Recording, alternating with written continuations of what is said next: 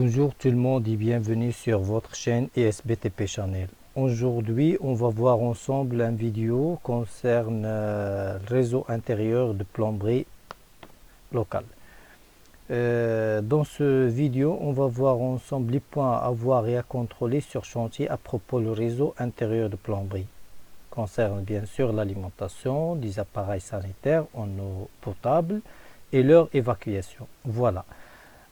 Au début, il faut approuver l'étude de plomberie par l'administration et l'architecte.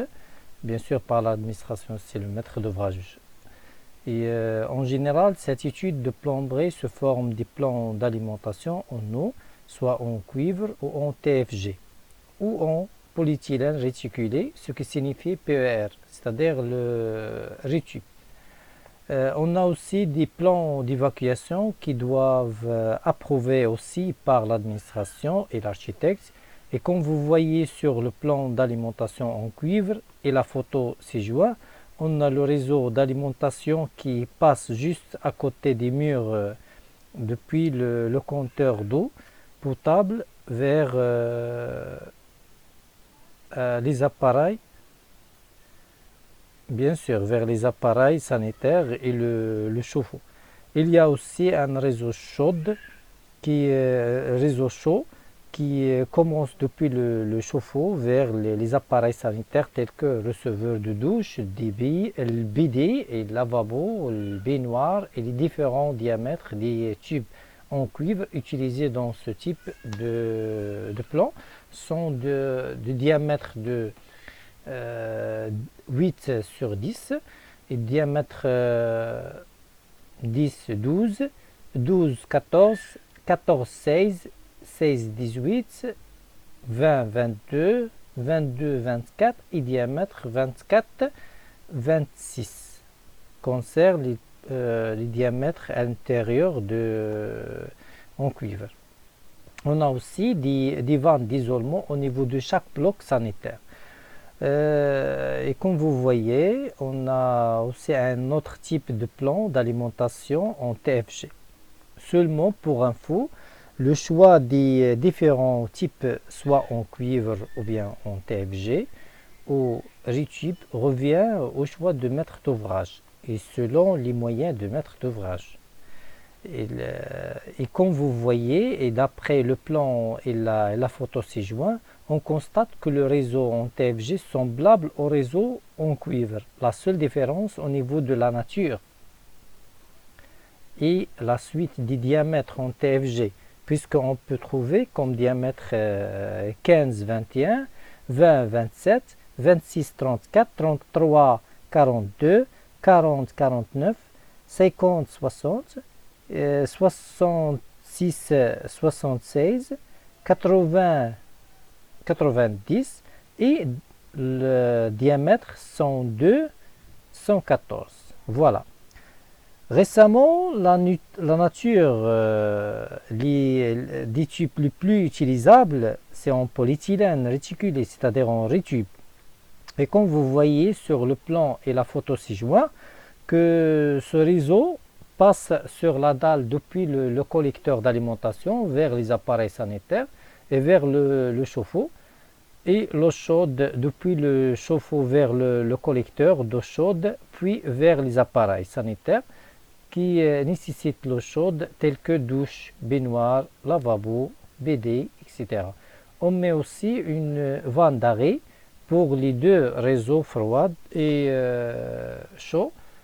Au niveau de chaque collecteur d'eau, on peut, puisque les diamètres utilisés pour rétube sont diamètre 13-16, on a le diamètre 16-20 et 20-25 et le diamètre 25-32. On peut lier les collecteurs via un autre réseau intérieur en PPR dont les différents diamètres utilisés sont diamètre 20, 25, 32. Le premier diamètre c'est le 20 et le 25, le diamètre 32 et le diamètre 40 et enfin le diamètre 50. Il faut faire attention que les réseaux en rétube pour l'eau froide utilisés par rétube couleur bleue et l'eau chaude par la couleur rouge. Voilà. Deuxième point à voir sur chantier, c'est le respect des diamètres de réseau conformément à l'étude. Et pour bien vérifier les dimensions et les diamètres des tubes, on fait bien attention au marquage tube et plus spécialement aux pressions nominales et diamètres avec épaisseur de chaque tube. Et parmi les différentes natures utilisées dans le réseau d'alimentation en eau, soit en cuivre ou en TFG ou en PER, c'est-à-dire le tube, ou en PVC pression ou en PPR. Troisièmement, il faut vérifier si l'application de la protection anti-corrosion par bande adhésif appliquée à chaud pour canalisation à l'intérieur en TFG.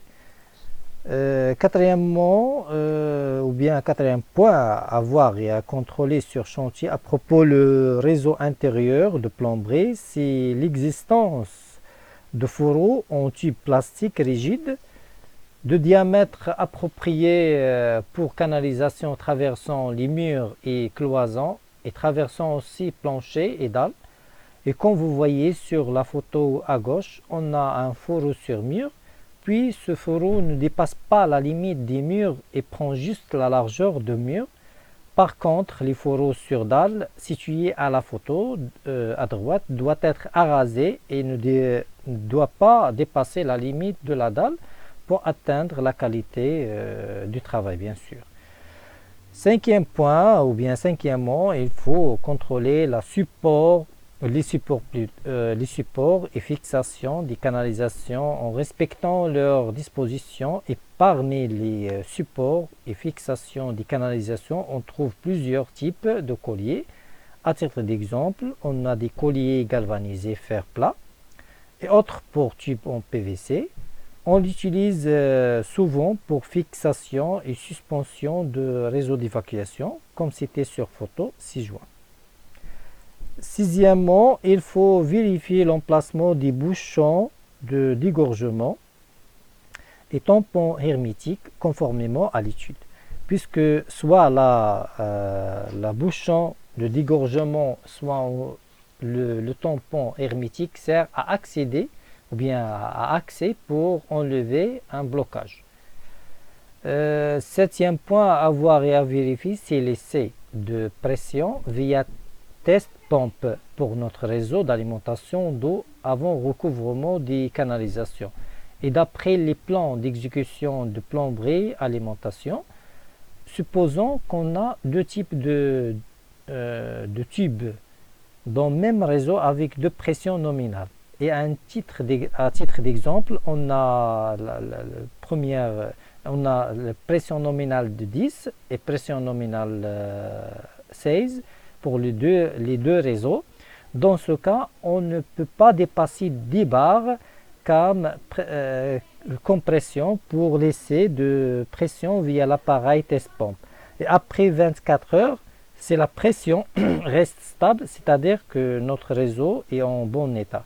Il n'y a pas de fuite. Si la pression diminue, on constate qu'il y a une fuite. Il faut la déterminer et la rectifier, bien sûr. Huitième point à voir et à contrôler concerne le respect des dispositions constructives lors du croisement des canalisations avec d'autres canalisations. Et comme vous voyez sur les schémas en face, que l'interdistance entre le réseau d'eau avec le réseau gaz doit être au moins 5 centimes en cas de croisement des réseaux et au moins 20 centimes en cas de passage des réseaux parallèlement au réseau d'eau.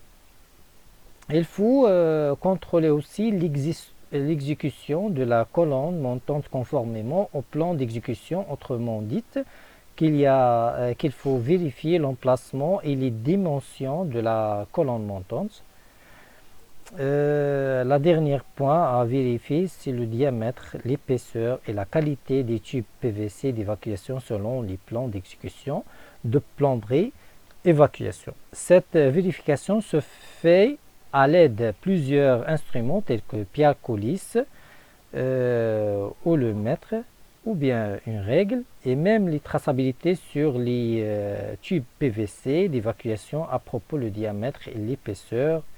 Voilà, merci beaucoup pour votre attention et j'espère que vous allez bien aimer cette vidéo. Et n'hésitez pas à commenter et à laisser des commentaires positifs ou négatifs et à poser vos questions. Merci beaucoup pour votre attention et à la prochaine vidéo, Inch'Allah. Merci.